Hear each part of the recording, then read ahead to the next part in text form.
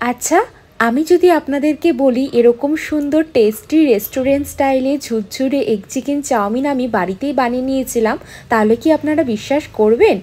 হ্যাঁ, অবশ্যই করবেন। চলুন আপনাদের সাথে শেয়ার করে নিই কী করে রেস্টুরেন্টের স্টাইলে এগ চিকেন, হাক্কা নুডলস, তার সাথে চিলি চিকেন বানিয়ে নিয়েছিলাম। তো প্রথমেই দেখতেই পাচ্ছ আমি একটি পাত্রে গরম জল নিয়ে নিয়েছি, তারপর দিয়ে দিয়েছি সামান্য পরিমাণ মতন লবণ এবং 1 চামচ মতন সর্ষের তেল। এই 1 চামচ তেল দিলে কিন্তু চাউমিনগুলো ঝুরঝুরে থাকে, একে অপরের সাথে লেগে যায় না। সত্যি বলতে এটাই কিন্তু ঝুরঝুরে চাউমিনের একমাত্র সিক্রেট। তারপর আমি এখানে গরম জলে চাউমিনটা সেদ্ধ করে নিয়ে ভালোভাবে ঠান্ডা জল দিয়ে 2-3 বার ধুয়ে নিয়েছি, তারপর ফ্যানের তলায় রেখে দিয়েছি যাতে ঝুরঝুরে হয় চাউমিনটা।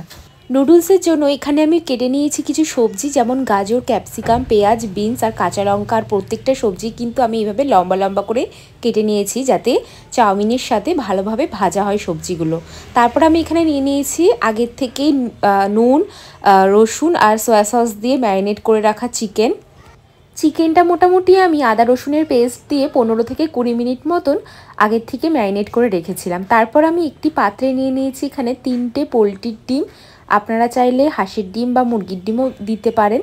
আর আমি পোলট্রির ডিম নিয়েছি যাতে ডিমটা ভালো বেশ সুন্দরভাবে ফুলে থাকে। এই যে দেখতেই পাচ্ছ। তারপর আমি তেল গরম করে কড়াইতে দিয়ে দিয়েছি আমি ডিমটা। তারপর আমি আস্তে আস্তে করে ভেজে ডিমের ছুরিটা বানিয়ে নিচ্ছিলাম। আপনারা চাইলে পরে এই ডিমের মধ্যে একটুখানি গোলমরিচগুলোও দিতে পারেন, তাতেও কিন্তু টেস্টটা ভালো হয়। আমি কিন্তু সামান্য নুন দিয়েই কিন্তু ডিমটা ভেজে নিচ্ছিলাম। যাই হোক, তারপর আমি কড়াই গরম করে নিয়েছি তেল। তারপর একে একে আমি সবজিগুলো এখানে দিয়ে দিয়েছিলাম। প্রথমেই দিয়ে দিয়েছিলাম আগের থেকে কেটে রাখা লম্বা লম্বা করে গাজরগুলো। আর এই সবজিগুলো কিন্তু কাটার উপরও আপনার চাউমিনের টেস্ট ডিপেন্ড করবে। যদি আপনি এরকম চাউমিনের মতনই লম্বা লম্বা করে সবজিগুলো কাটেন, তাহলে কিন্তু চাউমিনের সাথে সবজিগুলো ভালোভাবে ভাজা হবে। তারপর আমি এখানে দেখতেই পাচ্ছেন অ্যাড করে নিয়েছি পরিমাণ মতন লবণ এবং একে একে গাজরটা 2 থেকে 3 মিনিট হাই ফ্লেমে ভাজার পর অ্যাড করে নিয়েছি আমি এখানে আগের থেকে কেটে রাখা বিনসের টুকরোগুলো। বিনস লম্বা করে কাটার দরকার নেই, বিনস আপনারা এরকম কুচি কুচি করে দিলেও হবে। তারপর মোটামুটি গাজর আর বিনসটা একটু ভেজে নেওয়ার পর হাই ফ্লেমে আমি একে একে দিয়ে দিয়েছি এখানে পেঁয়াজের টুকরোটা এবং তারপর পেঁয়াজের টুকরোর সাথে দিয়ে দিয়েছি এখানে ক্যাপসিকাম, যেটাও কিন্তু আমি সেমভাবেই কেটে নিয়েছিলাম। তারপর সবজিগুলো মোটামুটি একটু 3 থেকে 4 মিনিট টস করে নিয়ে হাই ফ্লেমে আমি এখানে অ্যাড করে নিয়েছি পরিমাণ মতন আদা এবং রসুন বাটা, সামান্য পরিমাণ, যাতে সবজিটার ফ্লেভারটা আরও এনহ্যান্স করে। তো যাই হোক, সব সবজি আমি এই যে দেখতেই পাচ্ছ ভেজে তুলে নিয়েছি। এরপর কড়াইতে যে তেল ছিল সেই তেলেই আমি একটুখানি সামান্য রসুন ফোড়নে দিয়ে দিয়েছি আগের থেকে ম্যারিনেট করে রাখা চিকেনের টুকরোটা।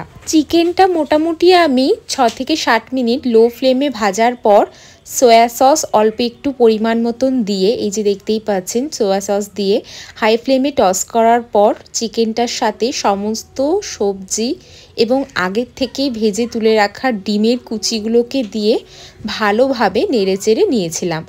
আপনারা এই সময় কিন্তু যে কোনো মশলাও অ্যাড করতে পারেন, যেমন ম্যাগি মশলা বা কিছু। যাই হোক, আমি তারপর এখানে সবজিগুলোর সাথে প্রথমে হাফ চাউমিন এবং তার উপর আবার আগের থেকেই তুলে রেখেছিলাম সবজিটা, সেটা অ্যাড করে দিয়েছি। করে আবার চাউমিন দিয়ে এইভাবে লেয়ার লেয়ার করে ভেজে নিয়েছিলাম চাউমিনটা। আর আপনারা যেহেতু অনেকটা চাউমিন একসাথে বানাচ্ছিলাম, তাই জন্য কিন্তু আমি এইভাবে লেয়ারিং করেই চাউমিনটা ভাজছিলাম। তাই আপনারা এইভাবেও ভাজতে পারেন, বা চাউমিন বেশি হলে পরে আপনারা দুভাবেও ভাজতে পারেন। তারপর আমি এখানে অ্যাড করে নিয়েছি পরিমাণ মতন চিনি, যেটা কিন্তু চাউমিনটার টেস্টটাকে আরও ব্যালেন্স করে, এনহ্যান্স করে। তারপর দিয়ে দিয়েছি আমি এখানে গরম মশলা আর গোলমরিচের গুঁড়ো, যেটা কিন্তু হাক্কা নুডলসের টেস্টটাকে আরও দ্বিগুণ করে দেয়। যাই হোক, সব কিছু নাড়াচাড়া করে চাউমিনটা সবজি দিয়ে 5 থেকে 6 মিনিট ভাজার পরে কিন্তু আমাদের এগ চিকেন হাক্কা নুডলস একদম রেডি হয়ে যাবে খাওয়ার জন্য। চাউমিনটা যেমন টেস্টি হয়েছিল তেমন ঝুরঝুরে হয়েছিল। আমি এটা চিলি চিকেনের সাথে সার্ভ করেছিলাম। তো কেমন লাগলো ভিডিওটা অবশ্যই জানাবেন। আর ভালো লাগলে পরে আমার ভিডিওটা প্লিজ লাইক, কমেন্ট, শেয়ার এবং আমার চ্যানেলটিকে সাবস্ক্রাইব করে দেবেন। Thank you.